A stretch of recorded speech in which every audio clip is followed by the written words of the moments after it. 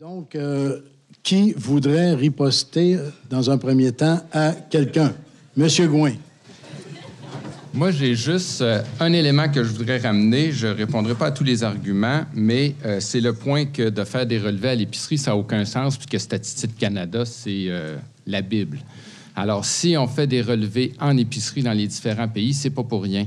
Parce qu'il y a Statistique Canada, il y a l'USDA, il y a Statistique Nouvelle-Zélande, Australie, Européenne, etc., qui ont tous des méthodes différentes.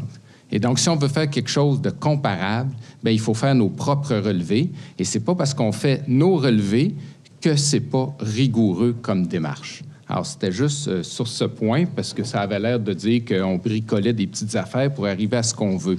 Regardez, il y a 1 an et demi, les chiffres auraient été différents. Je le dis, je l'admets, il n'y a aucun problème. Ce que je dis, c'est que peu importe les fluctuations du taux de change, la gestion de l'offre amène une stabilité, ce qu'on ne voit pas, bien entendu, dans les autres pays avec les systèmes de libre marché. Maintenant, qu'un système de soutien des prix comme la gestion de l'offre fasse payer les consommateurs, qui payent directement sur le marché le vrai prix pour le produit, c'est tout à fait vrai. C'est la mécanique même d'un programme de soutien des prix. Sauf que quand les prix, pour une période donnée, à cause du taux de change, sont inversés et qui sont paradoxalement moins chers actuellement, bien, si on va au bout de la logique, bien là, c'est pas régressif, c'est progressif. Maintenant, moi, je n'y vais pas jusqu'au bout de cette logique-là parce que c'est vrai que la gestion de l'offre, c'est un soutien des prix qui fait payer les consommateurs. Ça, c'est indéniable. Une réplique rapide, Mme Findlay? Franchement, il n'y a pas assez de temps. C'est pour ça qu'on essaie d'écrire des textes bien recherchés et longs. C'est trop difficile de le faire en 2 minutes. Je veux simplement dire encore, si les prix ne sont pas plus hauts ici, ben, est-ce que vous êtes prêts à éliminer les tarifs? Très bonne question. Et la réponse? Et la réponse, c'est non. Parce que les prix sont stables ici, ils sont parfois plus hauts, parfois plus bas, et que si vous démantelez les tarifs à une période où les prix sont élevés, bien, vous importez la volatilité. Et je vous fais remarquer que les prix à la production, en Europe, avec la fin des quotas laitiers qui devaient apporter le Klondike d'exportation sur le marché asiatique, en France, ont baissé de 15 %. Avec la chute des prix de la poudre de lait sur le marché international, qui a baissé de 50 %, les prix à la production en Nouvelle-Zélande ont baissé de 40 % et aux États-Unis de 30 %. Est-ce que cette volatilité est-elle utile d'une quelconque façon à la stabilité de l'économie canadienne? Moi, je crois que non. OK. J'ai besoin de demander, quand on parle de l'économie canadienne, franchement, on parle de 6 % des fermiers, peut-être en plus proportionnellement au Québec, mais je suis canadienne. Okay? Je regarde ces questions d'une manière du pays. Il y a 6... Hey, honnêtement, ce n'est pas question de l'agriculture canadienne, ce n'est pas question de l'économie canadienne. On parle d'un petit morceau. Pourquoi est-ce que les laitiers, les fermes laitières et d'œufs et de volailles sont beaucoup plus stratégiques que les éleveurs de bœuf, que les éleveurs de porc? Pourquoi est-ce qu'on continue à protéger ce petit morceau? Oui, c'est très bien pour les laitiers, c'est très bien pour eux, mais pourquoi est-ce qu'on continue à protéger? Pourquoi est-ce qu'ils sont tellement spéciaux, ces gens-là? Pourquoi est-ce que ça, c'est stratégique? Ils ne vont pas disparaître. Les fermes laitières ne vont pas disparaître si on trouve une solution qui est différente de la gestion de l'offre.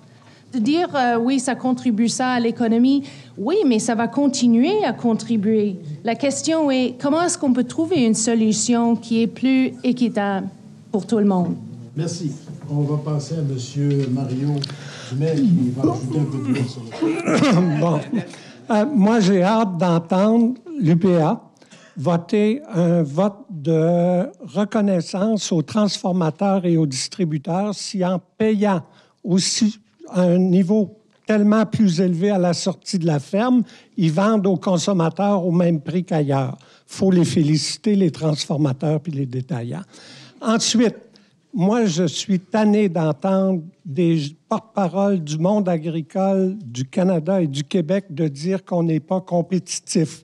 Il y a peu de dirigeants dans des entreprises, des regroupements d'entreprises qui n'arrêtent pas de répéter « on n'est pas compétitif ». Et je veux vite vous dire, j'ai travaillé 3 ans au Costa Rica à une organisation, l'Institut interaméricain de coopération sur l'agriculture. Pendant que j'étais là, le pays a commencé à négocier un accord de libre-échange avec le Canada.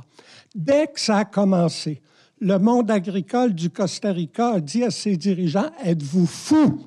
Négocier un accord de libre-échange avec le Canada? » Ce monde-là, ils ont tout. Des transports, l'électricité, les communications, des taux d'intérêt. Jamais on va pouvoir compétitionner avec eux autres.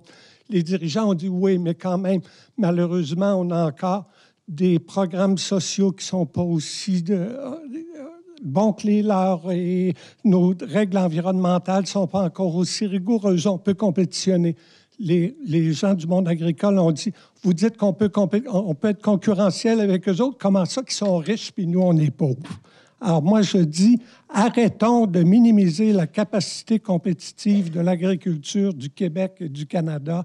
On a des avantages incroyables. Le savoir-faire de notre main-d'œuvre, toutes les données macroéconomiques et la pluie et l'eau en abondance dont on dispose ici. Monsieur Ross. En fait, ici, je regardais haute étude internationale, comprendre, débattre et agir.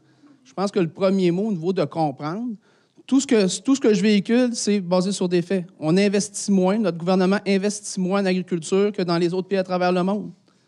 Notre gouvernement investit moins dans la recherche et développement que partout, dans tous les autres pays à travers le monde. Donc, si on veut être compétitif, on voudrait avoir au moins les mêmes politiques, ce qu'on n'a pas. Donc, il faut se baser, M. Dumais, sur les chiffres et les faits et non pas sur les anecdotes. Moi, je peux bien aller au Costa Rica, rencontrer quelqu'un ou rencontrer, comme M. Grenier, un acheteur qui dit que je vais acheter tant de millions de fromages. Avez-vous vu le chèque? Avez-vous vu l'offre? Non. C'est des anecdotes. Vous vous basez sur des anecdotes. Les chiffres, là, c'est qu'on est en retard. Le Canada tire de la patte. Il y a de l'essoufflement par rapport au reste du monde en termes d'investissement en agriculture.